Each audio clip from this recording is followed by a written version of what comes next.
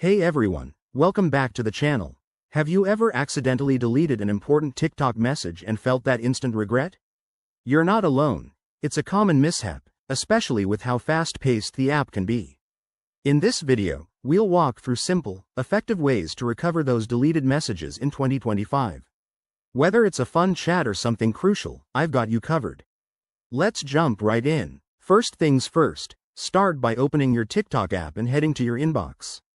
TikTok has a recently deleted section that might hold your messages for up to 30 days.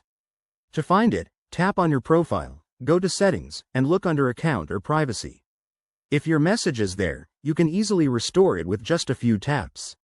This is the quickest and safest method, so give it a try before anything else. If that doesn't work, your next best bet is checking your device backups. If you're on an iPhone, go to Settings >iCloud Backup and restore from a previous backup that includes your TikTok data. For Android users, head to Settings, Google, Backup to see if your app data was saved. Make sure your backup is recent, otherwise, you might lose newer messages. This step requires a bit of patience, but it's reliable. Now, if backups aren't an option, you could try third-party recovery apps like Dr.Fone or EasyOS, which are designed for data recovery. However, be cautious. These apps can sometimes pose security risks, so only download from trusted sources and read reviews first. Always back up your device before using them to avoid further issues. If all else fails, it's time to contact TikTok support.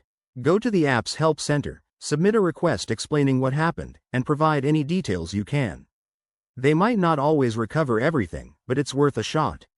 Remember, the key to avoiding this stress in the future is to regularly back up your data and double-check before deleting anything. There you have it. Simple steps to recover your deleted TikTok messages in 2025. I hope this saves you some headache. If you found this helpful, give it a thumbs up, subscribe for more tech tips, and hit that bell icon. Drop your questions in the comments below.